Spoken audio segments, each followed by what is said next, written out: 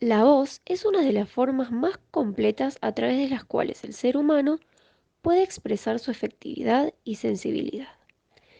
Es el soporte acústico de la palabra. A través de ella, cada individuo logra comunicarse con sus semejantes de manera singular y única. En los profesionales de la voz constituye el elemento fundamental de transmisión de conocimientos y experiencias, siendo su uso esencial en su vida laboral. Por ello, es necesario que conozca unas medidas básicas para cuidarla ante distintas situaciones que suceden diariamente. Por otra parte, el habla es una formación de sonidos con el uso del aire, la voz, el cuerpo y el gesto. Implica una diversidad de tareas y recursos, estilos adoptados y está compuesta por diferentes patrones.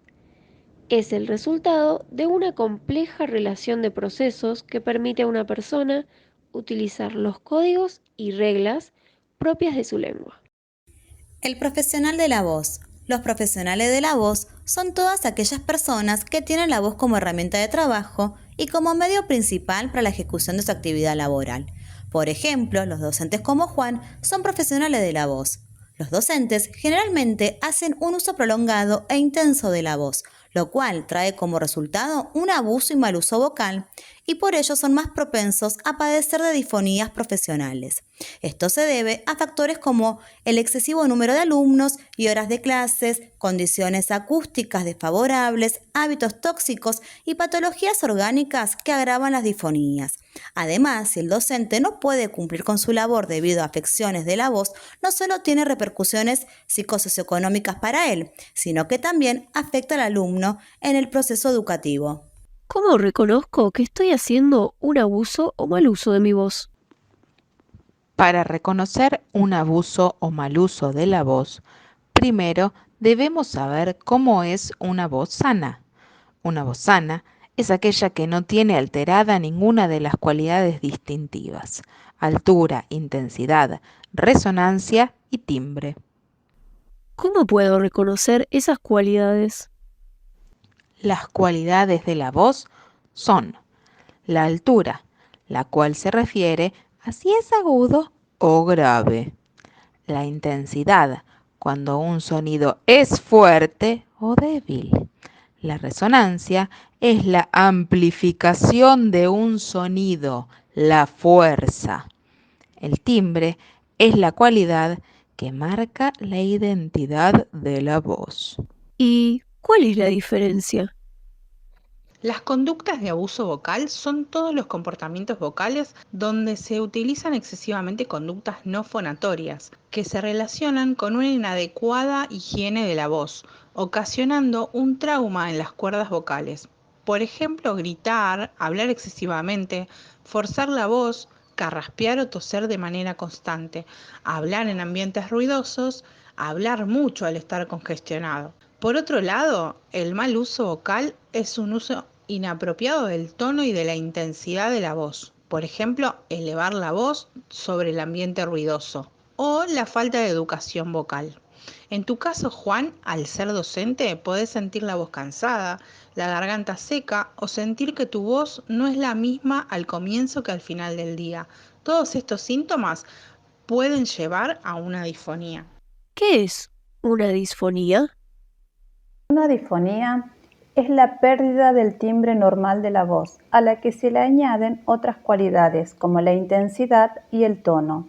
La disfonía que más afecta a los docentes es la disfonía ocupacional, que se origina por el mal uso de la voz en el ámbito laboral. Esta puede mejorar parcial o totalmente durante el reposo o vacaciones, pero también puede no mejorar ante el reposo. Puede intensificarse durante la jornada de trabajo y puede ser con o sin compromiso armónico de las cuerdas, por lo cual es importante tomar conciencia y modificar hábitos. ¿Qué debo tener en cuenta? Para mantener una voz saludable, debes tener una respiración llamada costodiafragmática. El tipo respiratorio costodiafragmático es el más requerido, no solo para el habla, sino para el canto.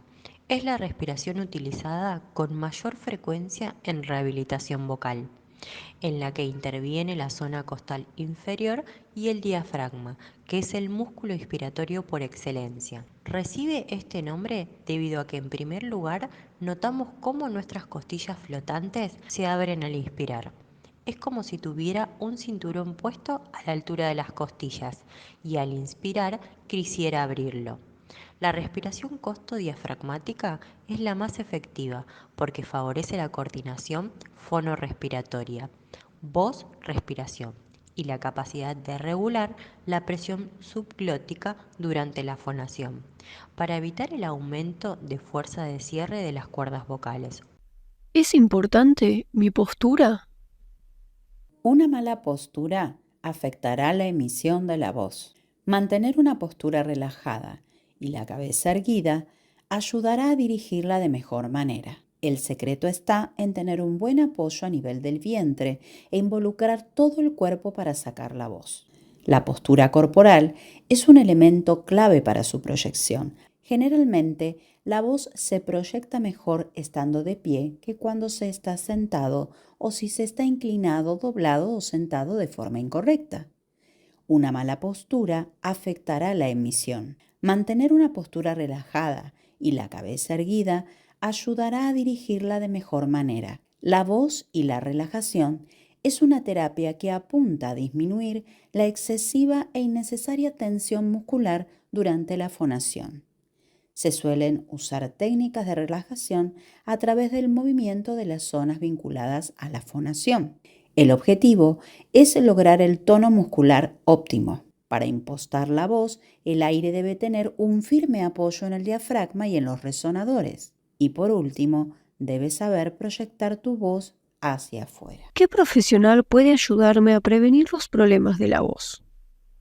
El y la fonoaudiólogo o fonoaudióloga es el profesional indicado porque pueden brindarte técnicas como el calentamiento, que son una serie de ejercicios que preparan la voz para un uso específico. Se trabaja la respiración, articulación y resonancia, vocalizaciones. El enfriamiento, que restaura al ajuste vocal habitual para evitar el sobreuso. Y la proyección de la voz, lo que potencia la capacidad de usar la voz, equilibrando la emisión y resistencia vocal. El acompañamiento del trabajo de la voz va siempre ligado al habla. ¿Qué pautas puedo seguir en mi vida diaria? Las pautas a seguir son, de forma general, la realización de controles clínicos periódicos, hacer un reposo vocal, no gritar excesivamente, evitar la tos improductiva y el carraspeo, ya que causan irritación. Cuando se tiene la necesidad de carraspear, se debe tragar saliva o tomar agua.